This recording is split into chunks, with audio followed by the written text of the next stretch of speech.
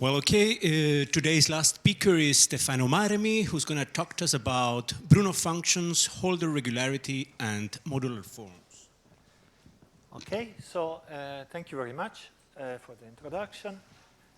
I'm really happy to be here to honor Marcelo. And what I'm going to talk about is actually indirectly a consequence of me meeting Marcelo. So I met Marcelo in 1988 at ICTP. I was 24, and I had been working in a little bit on a solitary way on more or less this. I mean, in a very primitive form of this. You now get a version which hopefully is a little bit less primitive. And it was a huge conference at ICTP, which Palis and Zeman had organized. There were maybe 300 plus students coming from all over the world. I was, and I'm still full of admiration for that, what they did, for the role that ICTP has played and still plays in promoting knowledge in the world and so on. Anyhow, so among the participants, there were very different level of participants. So Marcelo and Jaco decided to organize a series of seminars, and I had been doing some numerical work, and I asked to give a talk, and I gave a talk. At that time, I was very young and full of enthusiasm. Now I'm still full of enthusiasm, but every year it gets worse with me with talks. I mean, I was more mindless when I was 24 than now. Anyhow, and I gave this talk, and then I discovered that after the school there was a conference, so they asked me to stay there, and I stayed for another 3 weeks. Eventually, I spent almost 2 months at ICTP, thanks to this, and I met Jean-Christophe, and my scientific life changed, as I think all those who had been close to him scientifically know. He was able to change the life, scientific life of people, and also of changing the life of people in general, because he was not just a great mathematician, but he was a great man. What I'm going to say, what I'm going to talk about is things which I made mostly with Pierre Moussat and Jean-Christophe Yokoth, with whom I collaborated for a long time, also on a completely different topic, which I will not mention today, which is Schmoller dynamics. But then recently, 3 young mathematicians, Selby Lee,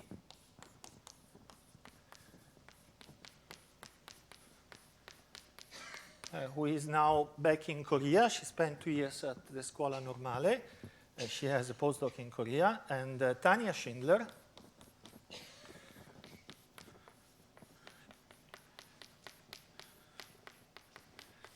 who is now a postdoc in Vienna, and Isa Petrikiewicz,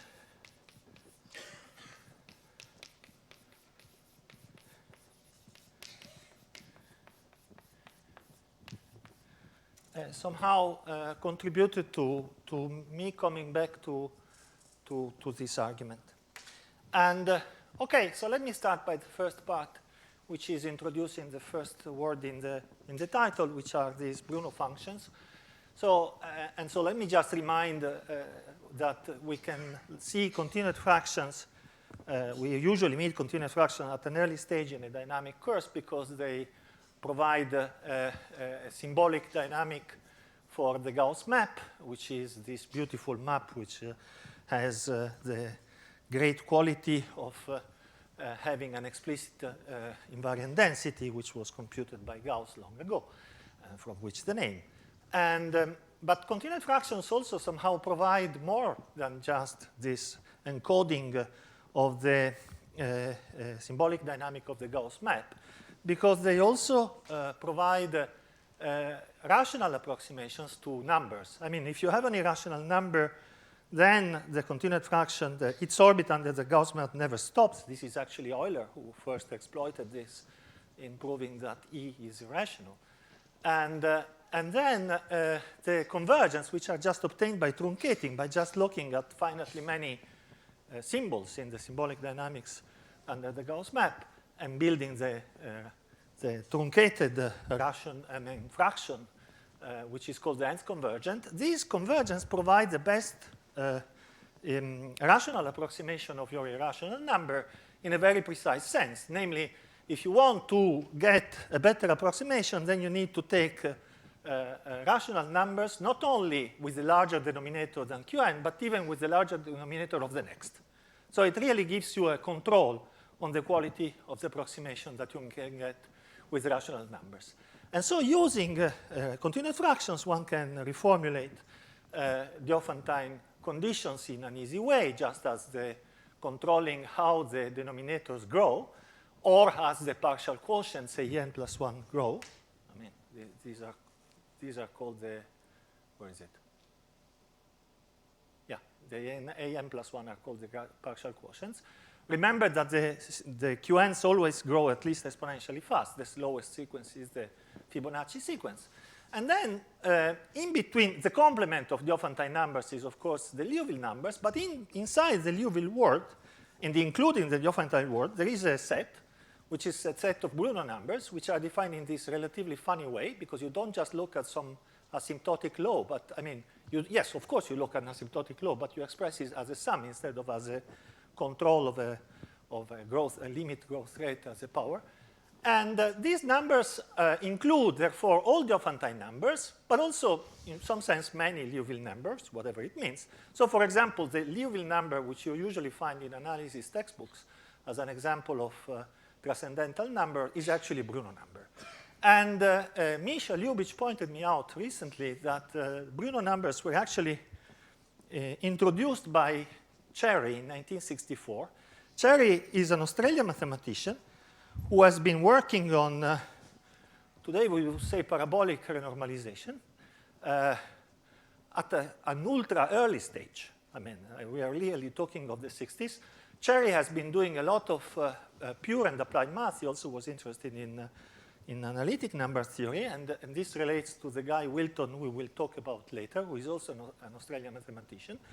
And he somehow conjectured that Brjuno numbers are actually a class of irrational numbers for which one can prove the existence of domains of stability around the neutral fixed points for holomorphic dynamics, what are called Siegel disks. And this was actually proved by Brjuno later. And so the Brjuno numbers can be reformulated in terms of a prettier way, or at least what I found a prettier way, which was actually discovered by Yokos. So Yokos somehow rewrote the Brjuno condition, which is the convergence of the series which is here. I don't know why this is not working. In terms of the convergence of a function, which you see the graph of the function here, which is completely dynamical. It has the property of being constructed just really looking at the orbit and not just the symbolic dynamics under the Gauss map, because the xn is the nth iterate of the point x under the Gauss map, or if you want of the fractional part of x. And beta n minus 1, which was introduced here for the best approximation, is actually the product of the iterates. Okay, so you're really following the orbit, and the two conditions are equivalent because of course both functions are unbounded, but their difference is actually uniformly bounded. So I mean, in terms of convergence, you can use one or the other. It doesn't change except for some normalization constant. And the set of Brjuno numbers was actually proved by Brjuno to be the right set for having, a sufficient set for linearizing germs with an holomorphic, germs of holomorphic maps with an irrational indifferent fixed point. But what actually Yokos did is much more, because he somehow proved in the late 80s, when I actually met him, that this set is not only providing you a sufficient class for linearization, but it was actually providing you a sufficient and necessary class. Until today, this is one of the very, very few, if basically not the only class of problems for which in this set of stability of quasi-periodic orbits, we are able to give if and only if conditions. There is very little progress which has been made on this subject since your course work. So let me be a little bit more precise. There are two ways to be more precise. One is basically by considering all possible maps which have a fixed linear part, but you also have to linearize it somehow, because there is an obvious invariance by homothéty. So let's say that you take analytic maps which are also injective on the unit disk. And then you can take on this class the smallest possible radius of convergence of the formal linearization which always exists in the rational case. And then you can, what Yukos proved is actually the minus the logarithm of convergence of this smallest possible radius is bounded above and below by the Brjuno function. Of course, the lower bound is what shows the optimality of the Brjuno condition. This was a proof which was really very surprising, using in a very sophisticated way renormalization arguments. You can also replace this a little bit abstract definition with a much more concrete one, just by looking at the quadratic polynomial. And if you look at the quadratic polynomial, this is one of the many versions that you can consider, where you fix the critical point at 1. Then you can just look at the radius of convergence of the linearization of this quadratic polynomial. And what is proven by Yukos is, again, that the quadratic polynomial is linearizable if and only if x the rotation number is the Brjuno number. But he actually did it, again, in a quantitative way, because what he showed is more than this. He showed that there is a bounded analytic function that you can construct in a relatively explicit way, which is also a very, very funny object, which I think has attracted not the attention it deserves. I mean, it's lacking studies. For example, it's an analytic function whose coefficients are all rational numbers. Actually, these rational numbers are in irreducible form, have the denominators which are all powers of 2. And it's a very curious. There are a lot of computations that Yukos did on this function in his work. Anyhow, this U function is an analytic function of the disk whose absolute value provides the radius of convergence of the linearization. Inside the disk, we know that the quadratic polynomial is always, for multiplier which is attractive, is always linearizable. But he also showed that this extends to the boundary. And also he proved, together with Buff and Sherita, because there was a little, the formulation of your course was not exactly the one I'm writing here, that for the quadratic polynomial, up to basically a function which is more regular, which is L infinity, speaking about the logarithm of the radius of convergence, so the size of the Siegel disk associated to the, this alpha is actually x, I'm sorry, or speaking about the Brjuno function is the same thing. I mean, the difference between the two objects is a much more regular function. So this is what he did in 1988. And around that time, I looked at the problem numerically. I also, several people, including me and Davey, somehow proved a similar statement for an area-preserving, a complex area-preserving map, which is called the semi-standard map. And this result is also conjectured for the standard family, the area-preserving standard mapping. I mean, the Chirikov-Taylor map, how it is called sometimes. Okay, so the moral of the story is that if you want to have an idea of how large is the domain of stability after your course in these kind of problems, you can try to understand how this function, this Brjuno function, is made. And the nice thing is that we have a lot of tools for understanding this function, because this function is a sort of special function in some sense, okay? And what happens is that it has an exact renormalization equation. It is periodic, and under the inversion, so under 1 over x, it verifies this equation on 0, 1. And so it's clear that, for example, all Brjuno numbers, the set of Brjuno numbers is invariant under the modular group. It's also clear because quadratic irrationals correspond to eventually periodic continued fractions, which means that after finitely many steps, you end up in one of the fixed points of the Gauss map. So you can really compute explicitly, I mean, for quadratic irrationals, how much is this function. So you can actually have formulas for it. And actually, we understood much later, that this functional equation has a clear status in the sense that you can really look at it as a sort of cohomological equation, in the sense that you can say that this set of equations given on for the translation on R and this one only on 0, 1, it can be seen as it can be extended to the whole real line and to the whole action of PGL to Z. One can lift x, or the multiplication by x over 0, 1 to a bona fide automorphic factor everywhere, I mean, for all members of PGL to Z.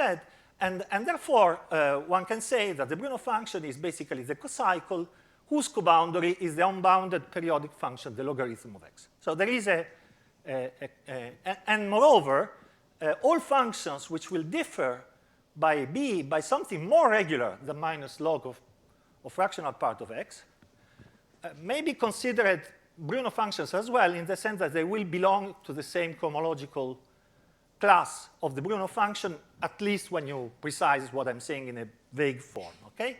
So for example, the Yoko's function, the log of the modulus of the Yoko's function, by Yoko's theorem, differs from B from an L infinity function. L infinity is more regular than what you get from B and U, so you may say that they belong to the same L infinity cohomological class under the action of PGL to Z. Okay, so this is basically the two objects, Yoko's function and the Brjuno function. And well, they look similar, and the picture, of course, should emphasize that these objects, I mean, have singularities at all rational numbers and more, because, I mean, they also diverge on many Liouville numbers.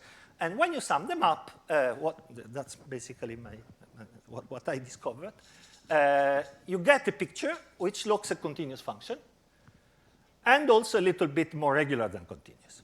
Okay, so this is what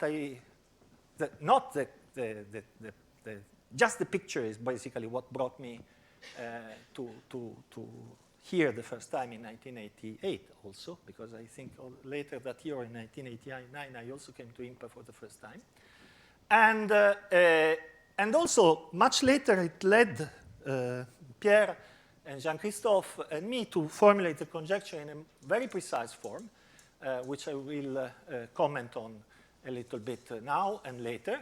Namely, the conjecture, which is called sometimes the Marmi-Musayoko's conjecture, I prefer Hölder interpolation, is simply saying that the function which sums the Brjuno function to the logarithm of the modulus of the Yoko's function, so if you want the logarithm of the radius of convergence of the linearization for the quadratic polynomial, extends to a function to the whole real line, which is continuous and indeed, and actually 1/2 Hölder continuous.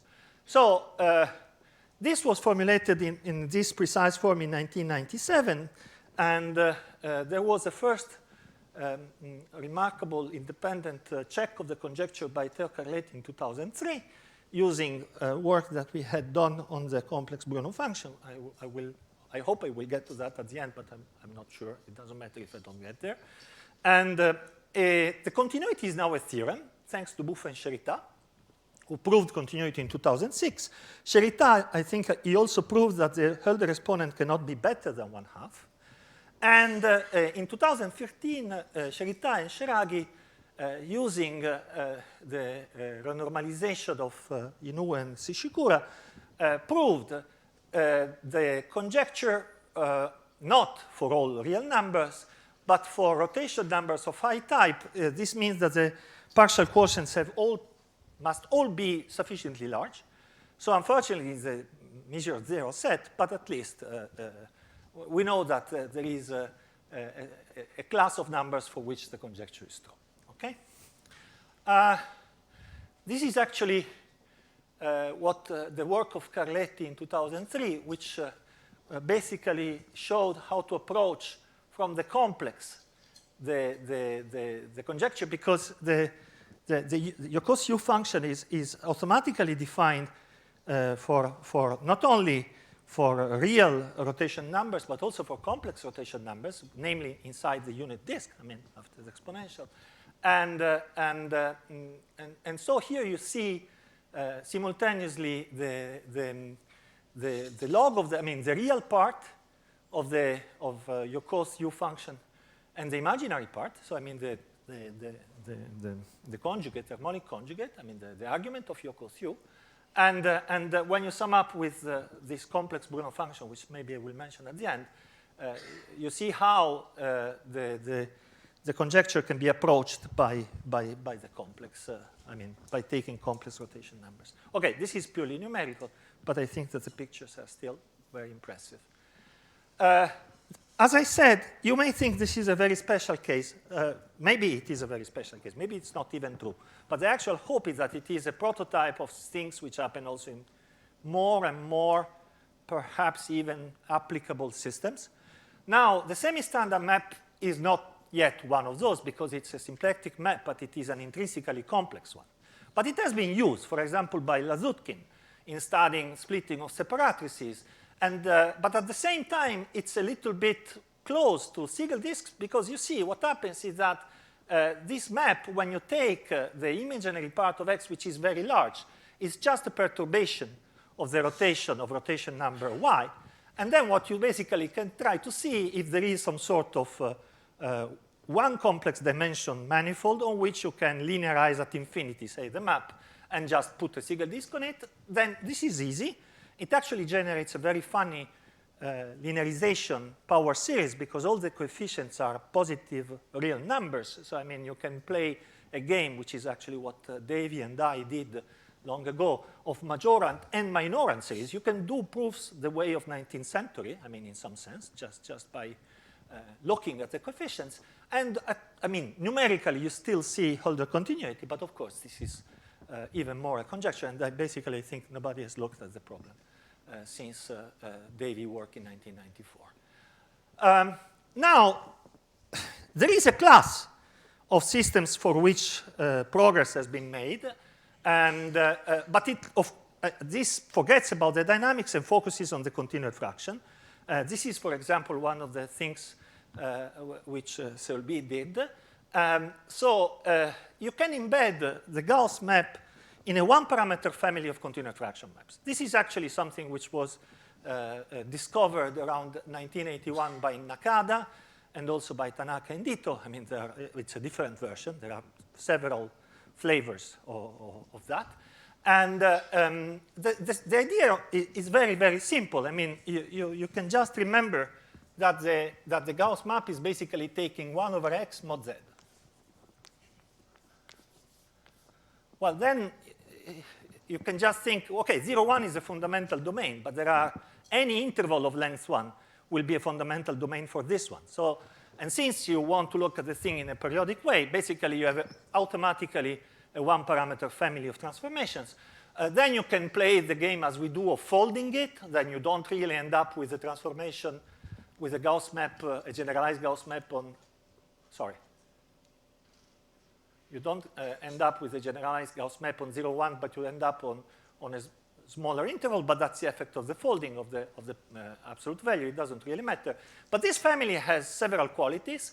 It includes the case alpha equal 1/2, which is called the nearest integer continued fraction, which is the only representative which has a map which generates a map which is continuous. It has all the branches which are full, but it's also continuous. And this is very important for studying Hölder continuity, of course.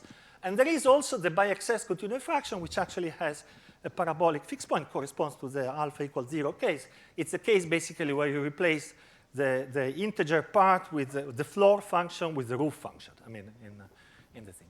Anyhow, for these three cases, we proved that the differences are always Hölder continuous and Hölder continuous of the right exponent. So, I mean, this was made both with Pierre and Jean-Christophe and by Selby Lee more recently. And now enters the modular part, I hope, of the talk. Then the last part is supposed to provide some math. If I get there, I'm happy. If I don't get there, I'm happy as well. I mean, so let me just explain a little bit why I pretend there is a modular side in the thing. I think to certain eyes, the modular side is already very visible. I've been talking about homology of PGL to Z. I've been talking about a sort of modular equation. So, I mean, it should be transparent. But there is this curious southern hemisphere connection, because the Brjuno numbers were conjectured to be the right ones by Cherry, who was an Australian mathematician. And Cherry was one of the estimators of John Raymond Wilton. Wilton was a professor of mathematics in Adelaide. And he studied in 1933 the problem of convergence of certain trigonometrical series that you see, I'm sorry, okay, that you see here. You don't see. Well, you will see now, because I'm like, you don't even, this is Wilton, okay, let's switch to the next. Now I think you can, I hope you can see. So Wilton studies the problem of convergence of this series here, among other things, where d of n is just the number of divisors of n. Okay? So this is what today people would call a modular integral, if you actually the imaginary part of a modular integral. We will see about this in a second. What happens is that the divisor function is, of course, too irregular. If you just look at d of n sinus, you cannot ask about points of convergence when x is real. But if you divide by n, so if you take a primitive, then you can.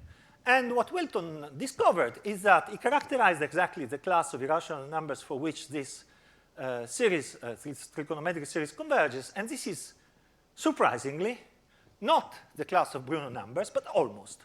Because instead of writing the Brjuno function, you basically write an alternate sign version of the Brjuno function. And this was in 1933. This I think I didn't know. I think Jean-Christophe didn't know either, because he died before we could discuss this. So it's a very surprising thing. And you can play with this Wilton function, a very similar game that the one of you play with the Brjuno function. Fancier mathematicians may be that one version is fermionic, the other one is bosonic, because you're basically looking at equations like 1 plus t and 1 minus t.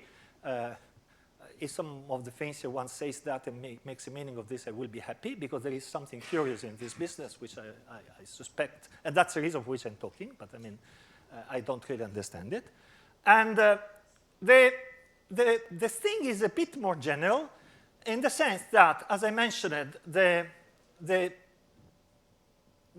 trigonometrical series with coefficients which have sums of power of divisors are very well known in analytic number theory and in number theory, because are just the Fourier series, the Fourier series expansions of Eisenstein series. So Eisenstein series provide a basis for the space of cusp forms. So they're really important in a lot of number theory. And in the series we considered with just the divisor function, the one which corresponds to the Eisenstein series of weight 2, which is not exactly modular, in the sense that it doesn't really satisfy the modular equation that you get here, but it satisfies an approximate modular equation. There is a correction that you can see there. To make a little bit more clear, perhaps the link with our complex version of the Brjuno function at the end, I just want to recall that you can look at these objects in this way, but you can also look at them in a very primitive way, which means that you can just construct them basically apart from factors, multiplicative factors, which are just the values of the Riemann zeta function at even integers, just a sum over all possible integers of 1 over m plus nz to the k. Okay, so it's just a very simple Eisenstein series. You can look at them in a very, very simple way. I mean, nothing fancy. Then you can rewrite, use Lipschitz summation, you end up with the Fourier series which I wrote above. But the original, one possible way of thinking of them is simply like this.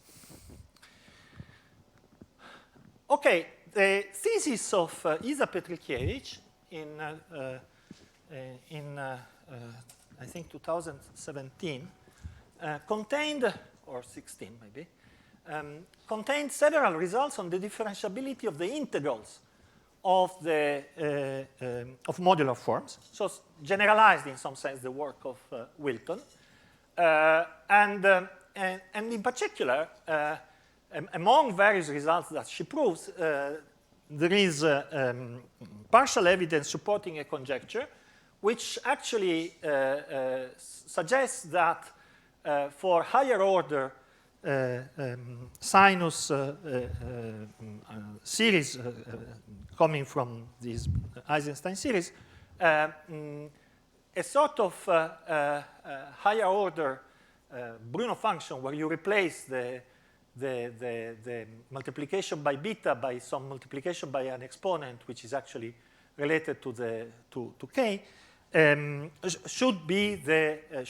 the right class of points where you get the differentiability of these integrals. Okay, so the game, as I said, is basically that you have these forms. These forms behave on the boundary in a wild way, so you regularize them by taking primitives until you can get some almost everywhere limit, or even some limit everywhere by something continuous. But then you ask about differentiability, and you end up with these generalized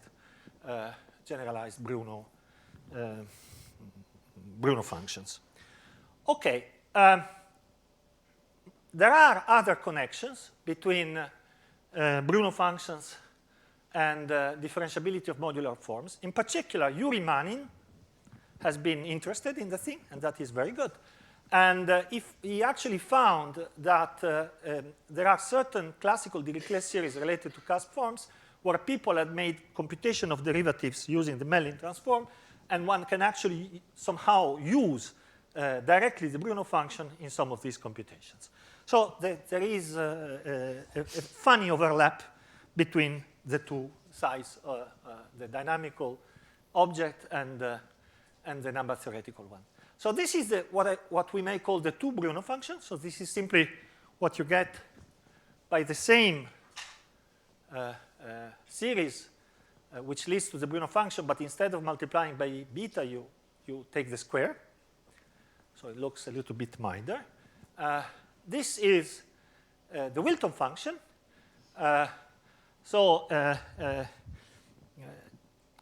It has this property visibly, relative to the Brjuno function, of having these singularities which become somehow asymmetric if you use the Gauss map around rational numbers.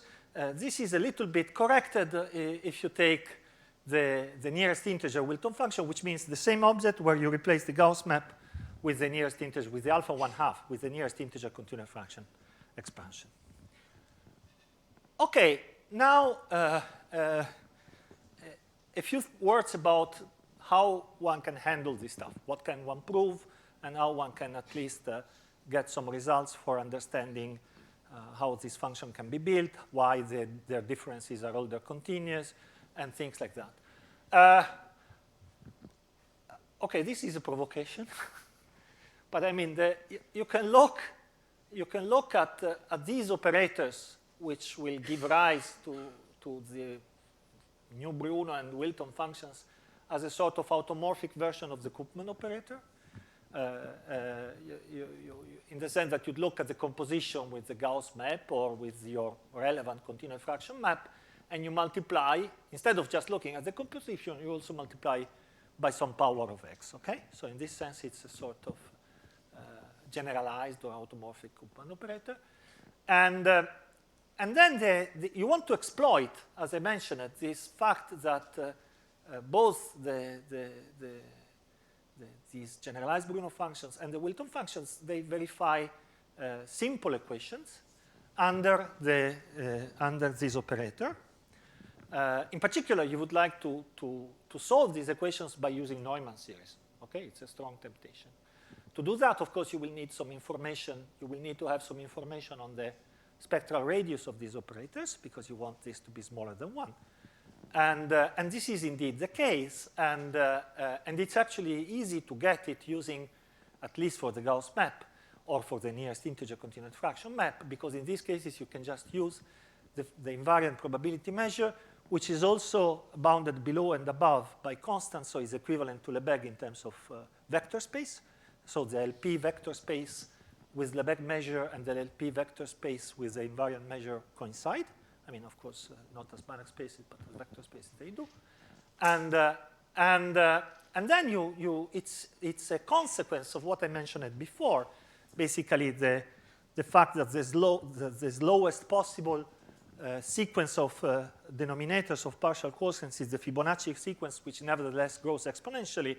It's what you use together with the invariance of the measure to just show that indeed the spectral radius is bounded by g to the nu, where g is the golden mean smaller than 1. So it's 0.618, square root of 5 minus 1 over 2. So you have a contraction, and then you can just solve, as I mentioned, using the Neumann series. And so you can build both the Brjuno functions and the Wilton functions as the functions which are obtained by the norm convergent series provided by the Neumann series in LP spaces. Okay, so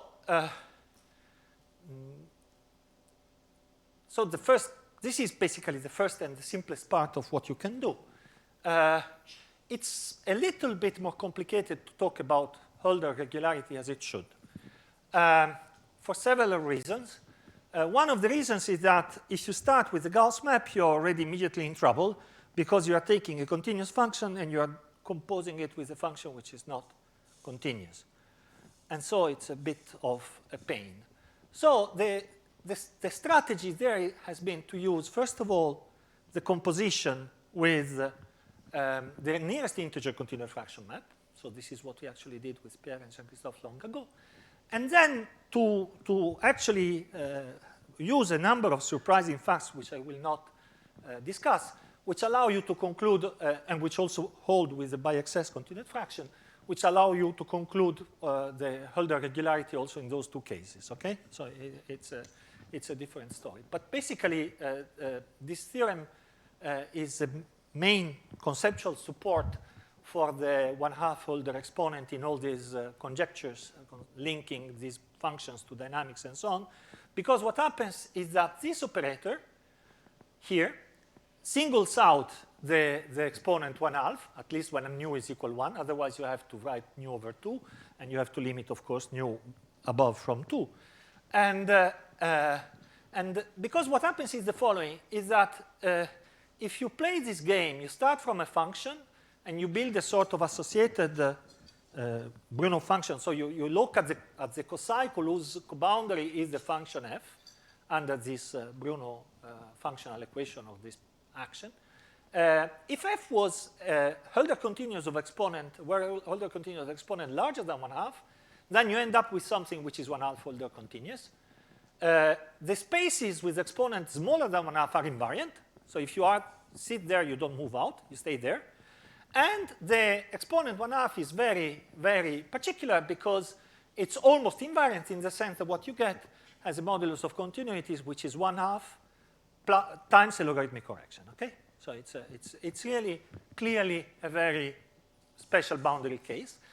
And it's worth mentioning an old numerical remark which was made by Burrick, Perceval, and Vivaldi around 1990, so many years ago, because they actually they actually invented, to my knowledge, the semi-standard map, or maybe, I'm not sure, but I mean, they were among the first to talk about the semi-standard map. And just numerically, they had discovered, without apparently knowing anything of what had been done by Yokos and others at that time, that applying basically the operator 1 minus t was regularizing, had the effect numerically of regularizing the logarithm of the radius of convergence for example, semi-standard map. And what we show is somehow that this 1 minus t operator is indeed regularizing as in some sense. I mean, okay, I will try to go very quickly.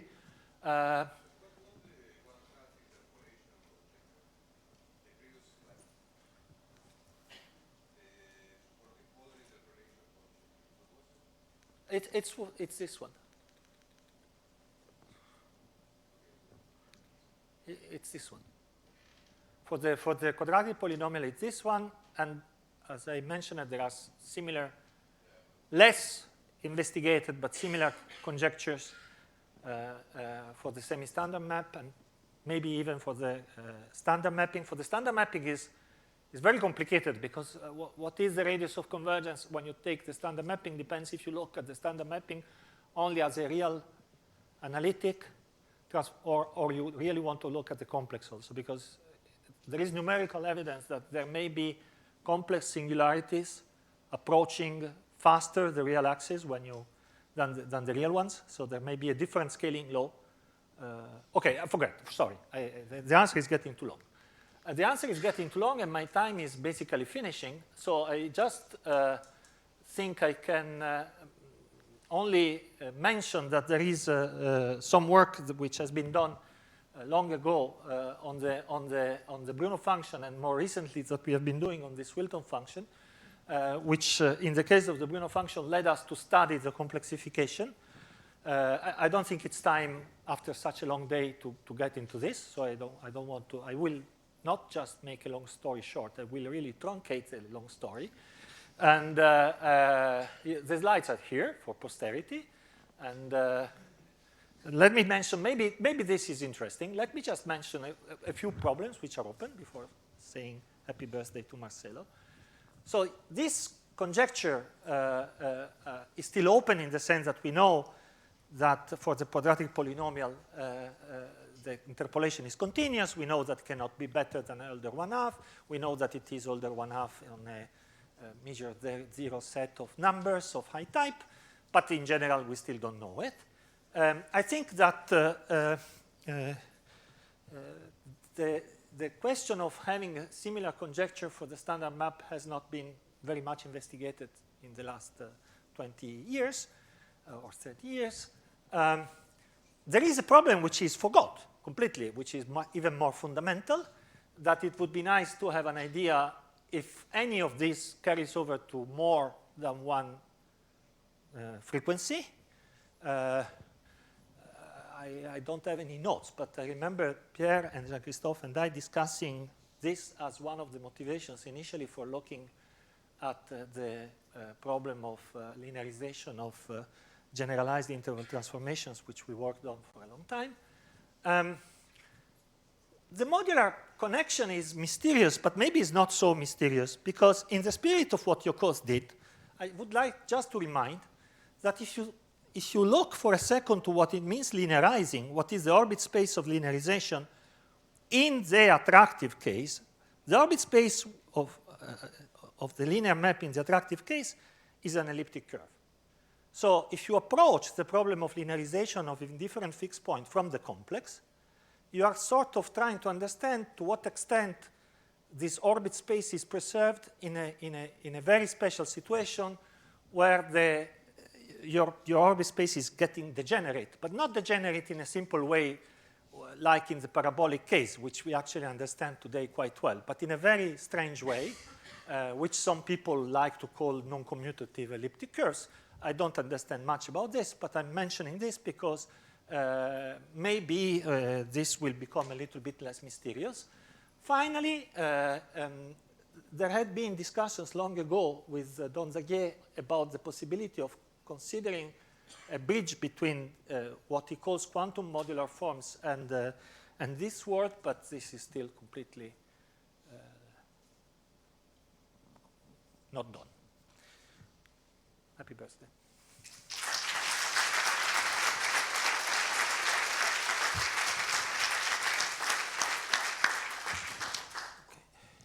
Are there any questions?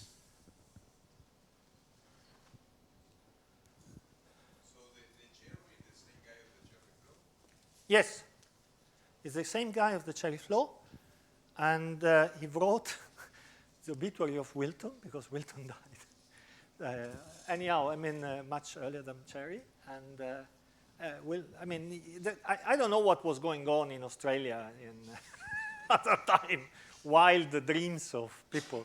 But I think, there is also another thing historically which we should remember, that the way people were doing analysis in their 30s was completely different from what has been done afterwards, because there was basically no functional analysis. People were thinking of objects in a very different way. I mean, algebraic geometry didn't exist. Number theory was still, well, it did exist, but not in the way, abstract way that we use today. It was what was considered for a long time the poetry of the Italian algebraic geometers. But, it was a very different mathematical world, and I think people were looking, but these problems were there, because after all these small divisor problems stem from the questions of Poincaré. And, Poincaré had a certain respect in the community. So, anyhow, it's time for Brazil to do something on an Australian problem, okay? Just prove your stamina. And any other question? Well, if not, let's thank Stefano again.